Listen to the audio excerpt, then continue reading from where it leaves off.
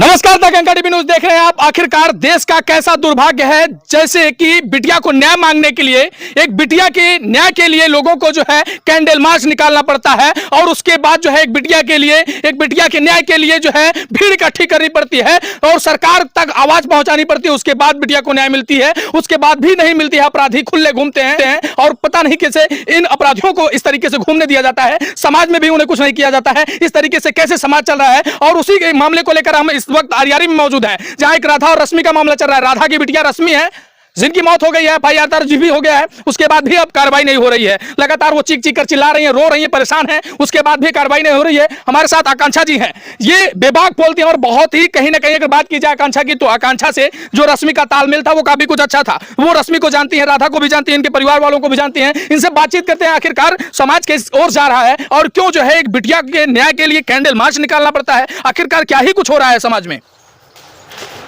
में जो कुछ भी हो रहा है उसके जिम्मेदार ये समाज खुद है, और ये जो सरकार है, जो सिस्टम है, ये सारा सिस्टम इसके लिए जिम्मेदार है। क्योंकि बहुत ही ज़्यादा कहीं ना कहीं जो हम लोग जैसे हमारी ऐसी और भी लड़कियां हैं, उनको जब न्याय नहीं मिलता है तो उस चीज़ को लेके जब जो खुले अपराधी होते हैं वो ये सोचते हैं कि अपराधी जो हैं, हमें तो कोई सज़ा तो मिली नहीं है, हमें कोई भी सज़ा नहीं मिली, कोई भी हमारे लिए कोई कड़ी कार्रवाई नहीं हुई है, तो उनके जैसे और भी लोगों को ये छूट मिल जाती है कि जैसा हमने किया है ऐसे ही और भी लोग करेंगे। और होने तो जो कुछ हो रहा, कौन सी मेरी बहन बेटी की इज्जत जा रही है, मेरी बहन बेटी की जान जा रही है, ये तो दूसरे की बहन बेटी है। अरे तुम्हारी बहन बेटी के ऊपर भी जरूर आएगी ये बात, तब तुम्हें समझ में आएगा ये बात। अरियारी में अभी आप मौजूद हैं। अरियारी में राधा के परिवार से मिलने आए हुए हैं, राधा को देखने आए हुए हैं। राधा की बिटिया की मौत हो गई है। राधा की बिटिया जो रश्मि थी, उससे आपका तालमेल था, कैसे रश्मि रहती थी? क्योंकि जो है रश्मि के ऊपर भी तमाम सवाल उठाए गए हैं उसके ससुराल वालों के द्वारा। तो रश्मि की जिंदगी में जहर किसने घोला? और जब रश्मि से आप बातचीत करती थी तो आखिरकार क्या ही कुछ बॉन्डिंग थी? क्या बताती थी रश्मि? क्या बातचीत होती थी? कैसे लगता है कि रश्मि की जिंदगी में जो आई है, जो जिसकी वजह से रश्मि की मौत हुई है, वो उसका आखिरकार जो है जिम्मेदार कौन है? उसके जिम्मेदार उनके ससुराल वाले हैं पूरी तरीका से, और जो सूरज है और सूरज की चाची हैं, ये दो लोग सबसे बड़े जिम्मेदार हैं इन रश्मि की मौत को लेके। क्योंकि उन्होंने ही खुद उनको टॉर्चर किया है। जो रश्मि की जो चाची सास थी, जो सूरज की चाची, वो सास क्या थी, चाची सास, वो तो सौतन बनी बैठी थी, बिल्कुल सौतन बनी बैठी है। वो एक डायन समझो, डायन बिल्कुल भी, जिसने अपने जेठ के लड़के को अपना कहती है कि हम छोटा था, हमने पाला पोसा बड़ा किया। बिल्कुल, आप लोग आरोप लगाते हैं कि चाची खराब है। वो कहते हैं कि मैं खराब ही नहीं हूं, मेरे ऊपर जो आरोप लगाया जाता है वो पूरी तरह से निराधार है। क्योंकि जो लड़का था सूरज, वो मेरे जेठ का बेटा था और उसके पिता जब खत्म हो गए तब मैं उसको पाली पोसी और बड़ा किया। क्या ही मैं उसके साथ संबंध बनाऊंगी? ऐसे आप लोग उसको ऊपर आरोप लगा देती हैं। ये कहते हैं कि जो आरोप मेरे ऊपर लगाती हैं वो लोग ही गलत हैं। ये तू खुद अपने आप से पूछ, जो सूरज की चाची है उससे हम कहते हैं तू पहले खुद अपने आप से ये बात पूछ के जो आरोप हम लोग लगा रहे हैं वो गलत है, सही गलत है कि सही है? क्योंकि तूने तो खुद ये बात सूरज से कही है कि जो ये किस्सू नाम था, पहले ईसू नाम, क्या है ईसू नाम, किस्सू, कहीं किस्सू के नाम पहले पूरी खेती कर, जो भी खेती है उसका हिस्सा पहले किस्सू के नाम कर, जो तूने एक ही पैदा किया है, दूसरा बच्चा तू पैदा करने जा रहा है। तब जाके वही बात को लेकर के ये सूरज ने रश्मि के पेट पे लात रख दी थी, जिससे रश्मि का जो बच्चा था वो पेट में ही खत्म हो गया था। और जिसके बाद भी सूरज ने कोई भी उसको ना दिखाया, ना कहीं दवा लिवाने गया कि उसके बाद में जो दिक्कत आई है। उसने तो यही सोच दिया था क्योंकि बच्चा पेट में खत्म हो गया, जहर फैलने लगा, तो सोचे तो मर जाए, ये तो ठीक है, पहले से उन्होंने सोच के रखा था कि ये मर जाए। लेकिन वहां से कैसे भी करके राधा दीदी उनको वहां से बचा के लिए आई, उनका फिर इलाज कराया। लेकिन बाद में जो फिर केस भी थोड़ा चला तो उन्होंने समझौता करके वो अपने आप से ही सोचा कि बहला फुसला लिया रश्मि को। क्योंकि जब नोएडा में रही थी जाके रश्मि, तो सूरज ने थोड़ा अच्छे से रखा था उसे। बिल्कुल, यही बात चाची कहती है कि रश्मि खुद नोएडा में रहती थी और उसके साथ जो है तमाम तरीके से राधा भी गुड़छल्ले उड़ाती थी, राधा भी मौज करती थी और जो है रश्मि भी मौज करती थी। इसलिए जो है सारी गलती रश्मि की मां राधा की है, रश्मि की मौत की वजह राधा ही है। ये वो जो चाची है वो चीख चीख कर चिल्लाती है और यही बात वो कहती हैं। अब एक बार रियल में है नागिन, बिटिया खा ले तो का नहीं तसल्ली है, तो नहीं सगुन ते बैठ जाए। अबे वह एक आधे का फिर खाई है,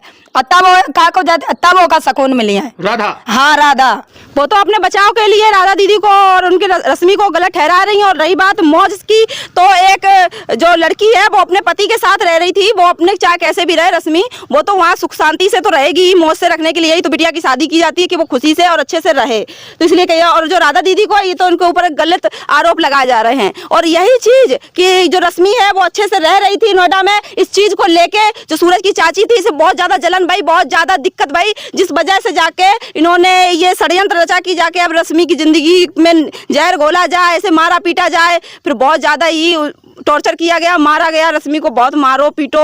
और जो उन्होंने नोएडा में थोड़े से अच्छे से रखो तो सूरज ने, तो वही चीज को लेकर रश्मि लालच में आ गई कि हमें बहुत अच्छे से रखो, वहां से तुम चले जाएं, शायद ये हमें अच्छे से रखें। क्योंकि एक औरत है, जो एक लड़की है, वो अपने आदमी की गलती जहाँ तक माफ करती है समाज की और अपनी घर की इज्जत की वजह से, कि चलो इनकी एक गलती माफ कर दी है, शायद मेरा घर बस जाए। लेकिन आदमी इसी जगह कोई भी गलती को माफ नहीं करते, वो उल्टा उसके ऊपर लांछन लगा, बल्कि कोई गलती ना भी हो तब भी औरत के ऊपर लांछन लगाया जाता है। लेकिन एक औरत में इतनी क्षमता है कि वो आदमी की गलती माफ करके उसे दूसरों मौका देता है, और वही दूसरे मौका में वो औरत खुद ही या भूल जात करे कि अब मेरी जान को खतरा है, और इसी वजह से उसकी जान चली जाती है। तो वही रश्मि के साथ बात है कि रश्मि ने वही सोचो कि शायद ये सुधर जाए, ये जो अपनी चाची के साथ रहता है ये चीज ना सामने आए दोबारा, तो उसी को लेकर रश्मि की आज जो जान थी वो चली गई। रश्मि आज इस दुनिया को छोड़ के चली गई है। रश्मि दुनिया को छोड़कर चली गई है, बावजूद उसके जो है अभी भी उसके ऊपर तमाम आरोप लगाए जाते हैं, उनके मां के ऊपर आरोप लगाए जाते हैं। मतलब बात को टहराने की कोशिश की जाती है, बात को घुमाने की कोशिश की जाती है कि बात को घुमा दिया जाए, जिससे कि जो है इस मामले में बात को दूसरी उठ जाए, और जो है जो रश्मि की मां है वो न्याय के लिए गुहार थाने तक न लगा पाए, और जो है रश्मि के साथ जो है रश्मि की मां के साथ, रश्मि के न्याय के लिए परिवार वाले और समाज वाले इनके साथ खड़े ना हो, जिससे रश्मि की मां पहले से ही गरीब है, उसके बाद जो है उसे इस तरीके से न्याय ही ना मिले। तो बात को घुमा बात को घुमा रहा है, इस वजह से घुमा रहे हैं। कहीं कहने लगते कि वो तो व्यूज के लिए वीडियो बना रही थी, तो कहीं कहने लगते कि वो तो ड्रामा कर रही है, तो कहीं कहने लगते कि वो तो उसकी मां गलत है, कहीं कुछ कहने लगते। वो सिर्फ ये बात गुमराह कर रहे हैं, घुमा रहे हैं, ताकि वो खुद बच सके उस बात को। लेकिन उनकी इतनी ही ज्यादा बात में उनकी ये बात पकड़ में आती है कि उन्होंने कितना गलत किया है। अभी एक वीडियो आई थी जिसमें सूरज की चाची बोल रही थी मेरी बहू थी, उसका अंतिम संस्कार हम करते, हमें देती हैं आके बहू। तो जब फोन किया गया कि रश्मि खत्म हो गई है, तब तो तुमने ये कह दिया। जब सूरज को फोन लगाया गया था, सूरज को फोन लगाया तो वो तुरंत ये कहने लगे, सूरज ये बोला ठीक रहो, अच्छो रहो कि मर गई रश्मि। मतलब कि अगर तुम अगर थोड़े भी हिंसते होते तो तुम्हें ये बात समझ में आती कि वो रश्मि को जो खत्म हो गई, तो तुम जाते, उनके भैया ने उनको अंतिम संस्कार करो। अरे पति के होत भाई, भैया ने अंतिम संस्कार करो, तू काहे को पति, तू नीच है, बिल्कुल नीच है, गिरो भाव। और तू आदमी कहने लायक, पति कहने लायक तू लायक ही नहीं है, तू कितनो गिरो भाव है। तू जब अपनी सगी चाची तक को तूने नहीं छोड़ो, चाची के साथ तू रात है, और जिसके कहने पर तूने अत्याचार करो रश्मि के साथ में, रश्मि को मारो पीटो, तो तू काहे को इंसान और काहे को पति, तू तो नौकरानी बनावे के लिए लेगा तो रश्मि को कि नौकरानी बना के रखे, वो सब घर को काम होते रहे, कपड़ा धोबे मिले, खाना बना मिले, और चाची के संग ऐस करे हैं तो एक ही मारे। और चाची को तो ऐसे ही आगे पड़ गई थी कि काय के मारे नोएडा ले गओ, यही तो आगे पड़ गई थी चाची को, यही तो देखे नहीं चुकी, यही नहीं देखे चुकी भैया। इसी वजह से रश्मि के साथ में गलत करो उन लोगों ने, मारो पीटो है। और इतनी तरीका से मुंदी चोट मारी, इतने होशियार कि उन्होंने ऐसी चोट नहीं मारी कि वो चोट दिखाई दे, कहीं भी ऐसे नहीं काटा फाड़ी नहीं करी है, उन्होंने मुंदी चोट मारी, दीवार में, सर को दीवार में टकरा के मारो है। ये रश्मि खुद बता रही थी, मतलब पूरी प्लानिंग के साथ मारो है कि मारे ऐसे टॉर्चर करके। और बात उल्टी सीधी कहो, एक लड़की है वो बात बहुत ज्यादा बर्दाश्त करा था ससुराल में, जब हद से ज्यादा बाहर हो जाता है तब जाके वो लड़की ये बात कहते है कि हाँ हमें आप इतना ज्यादा परेशान करो। जब उसकी जान पे बनियात है तब जाके वो बात घर में बताते कि हाँ अब तो हम चले जाइए इस दुनिया से, तो अब हम आखिरी बार तो अपने माँ बाप से मिल लें। इस तरीके इस नौबत पे ससुराल वाले लाके खड़ा कर देते हैं, इस नौबत पे ऐसे होते हैं।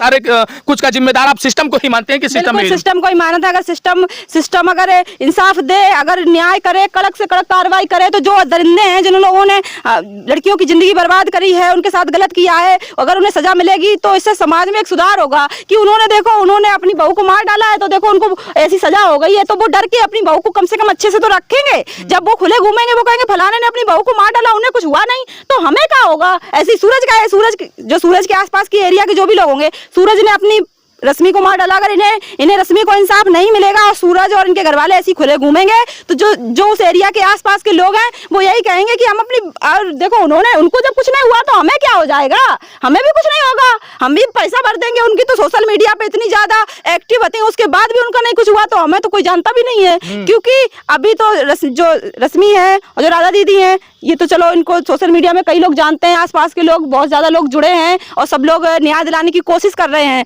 तो चलो हम लोग तो चलो ये कहेंगे कि हाँ उम्मीद करते हैं कि हाँ मिल जाएगा न्याय, लेकिन उसके लिए भी सरकार को कड़ी कार्रवाई, कड़ा एक्शन लेना चाहिए, तभी तो हम लोगों को न्याय मिलेगा। ऐसे कैसे मिलेगा हमें न्याय।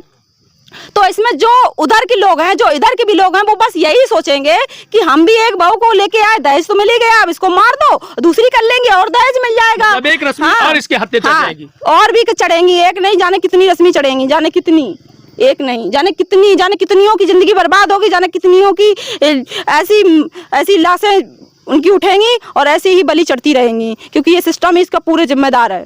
चलिए, तो अब इस वीडियो को लेकर आपकी क्या प्रतिक्रिया है कमेंट सेक्शन में जरूर दीजिएगा। मिलते हैं अगले वीडियो में, तब तक के लिए नमस्कार। कैमरा में ब्रिजेश के साथ मैं अमित कुमार।